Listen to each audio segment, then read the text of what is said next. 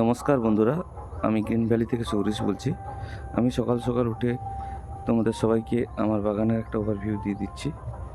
এটা হচ্ছে প্লেস, এটা হচ্ছে ফ্লেম সেকেন্ডটি, এগুলো সব, এটা মহাবীরা, তারপরে আদারানা, ওয়াটারমেলন কেস, এটা একটা পার্থ, এটা হচ্ছে ডানিয়া হোয়াইট, সুপ্রা, এটাও আদারানা।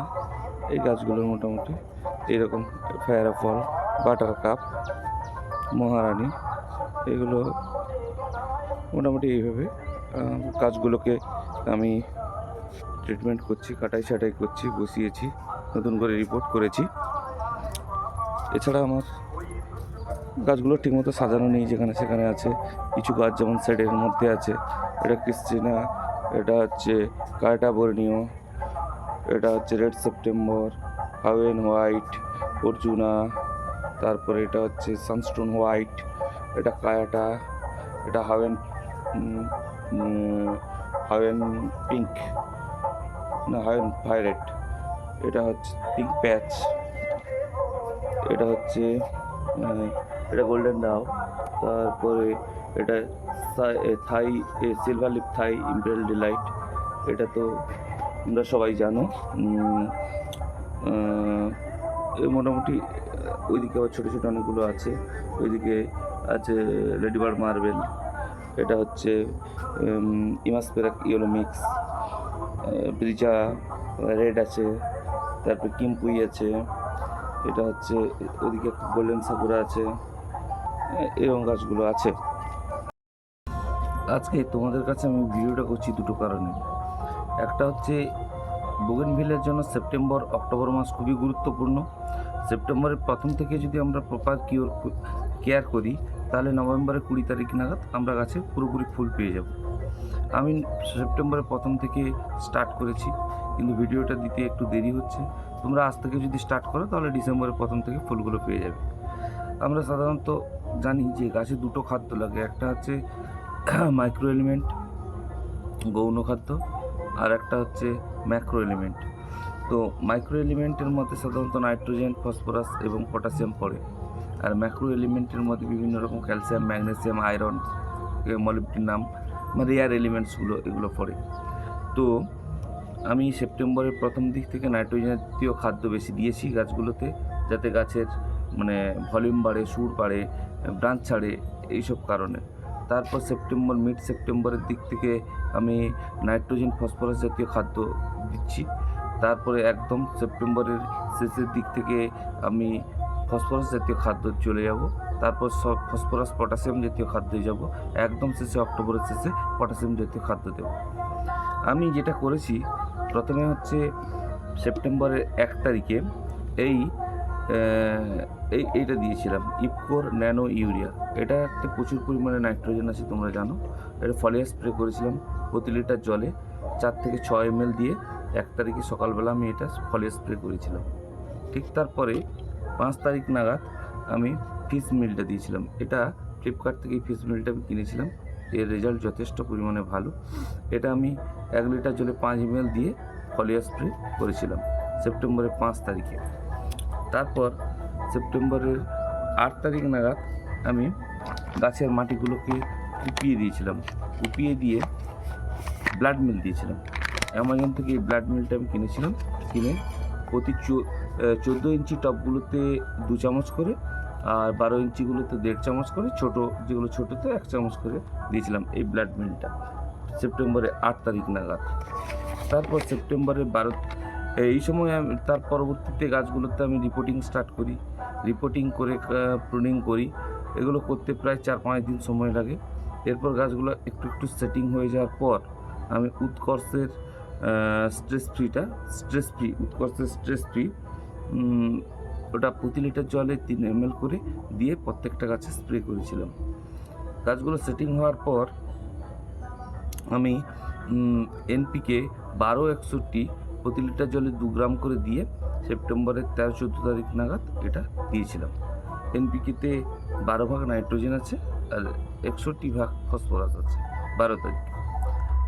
এতগুলো খাদ্য দেওয়ার পরে কিছু রেয়ার এলিমেন্টসের জন্য আমি বায়োভিটা এক্স সেপ্টেম্বরের 15 তারিখ নাগাদ ব্যবহার করেছিলাম। এটা এটা তোমরা দিতে পারো। এছাড়া মোমিন দিতে পারো, মোমিন এবং এটা দুটো, এটা সুইট এক্সট্রাক্ট আছে, মোমিনের সুইট এক্সট্রাক্ট নেই, কিন্তু এরকম মোমিন, কিন্তু এটাতে সমস্ত পরিমাণে রেয়ার এলিমেন্টগুলো আছে। তোমরা এই দুটোর মধ্যে যে কোনো একটা দিতে পারো 15 তারিখের মধ্যে। তারপর 17 তারিখ, 18 তারিখ, 19 তারিখের দিকে রোদ উঠলে গাছের মাটিটা মানে নিচটা একটু মানে যদি শক্ত হয়, মানে শুকনো হয়, তারপরে হচ্ছে প্রতি লিটার জলে 5 ml করে তোমরা এই ফিশ ফার্টিলাইজারটা দেবে। ড্রেঞ্চিং করতে হবে, এটাকে ফিশ ফার্টিলাইজারটাকে ড্রেঞ্চিং করতে হবে। এবারে গাছের, তোমরা সবাই জানো বোগেনভিলিয়া একটু অ্যাসিডিক মৃত্তিকা চায় এবং বোগেনভিলিয়া ক্লোরোসিস জাতীয় রোগ হয়। তার জন্য আমরা দুটো জিনিস ব্যবহার করতে পারি। একটা অ্যারিজের কম্প্যাক্ট আছে, সেটা হচ্ছে ফেরোম্যাক। অ্যারিজের এই ফেরোম্যাকটা দেখো, ফেরোম্যাক দেখা যাচ্ছে, ফেরোম্যাক এটা অ্যারিজ কোম্পানিতে, এটা হচ্ছে ম্যাগনেসিয়াম, সালফার এবং আয়রন, এই তিনটিকে মিক্সড করানো আছে।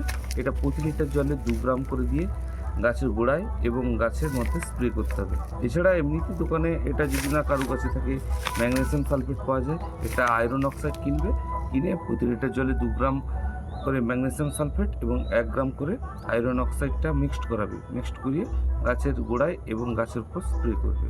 এটা সেপ্টেম্বরের 22 তারিখ। সেপ্টেম্বরের 24-25 তারিখ নাগাদ আমরা দেব একটা পিজিআর, সেটা হচ্ছে মিরাকুলান দিতে পারো যাদের কাছে মিরাকুলান আছে। এছাড়া বর্তমানে বর্ষাকাল, তার জন্য একটু পেস্ট লাগে গাছগুলোতে, তার জন্য আমি সাধারণত এই সুপার সোনাটা ইউজ করব। এটা পিজিআর প্লাস হচ্ছে পেস্ট কন্ট্রোল দুটোই ভালোভাবে করে। তারপরে সেপ্টেম্বরে একদম শেষের দিকে কিছুটা নাইট্রোজেন, কিছুটা ফসফরাস, কিছুটা পটাশিয়াম জাতীয় খাদ্য আমরা দেব। তার জন্য আমি এনপিকে 13-40-13 এই এনপিকেটা ব্যবহার করব। প্রতি লিটার জলে 2 গ্রাম করে দিয়ে স্প্রে করব। এই হচ্ছে মোটামুটি সেপ্টেম্বরের কেয়ার। এছাড়া আমি সেপ্টেম্বরের 10 তারিখ নাগাদ প্রতি লিটার জলে 2 গ্রাম করে এই হিউমিক অ্যাসিডটা মিক্সড করিয়ে গাছে ড্রেঞ্চিং করেছিলাম। এই হিউমিক অ্যাসিডটা হিউমিক অ্যাসিড, এটা ভালো খুব, ঠিক আছে। এবং যেহেতু অক্টোবর মাস থেকে ফসফরাস জাতীয় খাদ্য দেব গাছের গোড়ায়, মেনলি মিক্সড ফুডটা আমার রেডি করা আছে, আমি দেখাবো পরে তোমাদেরকে। তো ওই মিক্সড ফুডটা দেবো, তার জন্য গাছের শিকড়গুলোকে ভালোভাবে আর পরিপুষ্ট করার জন্য আমি ভ্যাম ইউজ করব। এই ভ্যামটা হচ্ছে উৎকর্ষের ভ্যামোস্পি, ঠিক আছে। এই ভ্যামটা দিতে হয় প্রতি লিটার জলে 8 গ্রাম করে, ঠিক আছে। এটা পাউডার ফর্মে আছে, 8 গ্রাম করে দিয়ে গাছের ড্রেঞ্চিং করতে হয়। যেহেতু সেপ্টেম্বরের প্রথম দিকে খুব বৃষ্টি হচ্ছিল, তার জন্য আমি রেডোমিন গোল্ডটা ফাঙ্গাস ইনফেকশন থেকে, গাছের গোড়া পচা থেকে রক্ষা করার জন্য রেডোমিন গোল্ডটা 2 গ্রাম করে প্রতি লিটার জলে দিয়ে স্প্রে করেছিলাম। যদি দেখি সেপ্টেম্বরে আরও বৃষ্টি বাড়ে তাহলে এটা দেবো, নাহলে আর দেবো না। এই মোটামুটিভাবে সেপ্টেম্বরের টোটাল আমার কেয়ার। এরপর আমার একটু আসতে দেরি হয়ে গেছে ভিডিওটা নিয়ে আসতে। তোমরা আজ থেকে যদি এইভাবে ফলো স্টার্ট করো তাহলে আশা করি ডিসেম্বরের 5-10 তারিখ থেকে তোমরা ফুল পেয়ে যাবে। আমি মোটামুটি নভেম্বরের 15-20 তারিখের মধ্যে টার্গেট রেখেছি ফুল নেওয়ার, তার জন্য সেপ্টেম্বরের প্রথম থেকে স্টার্ট করেছি।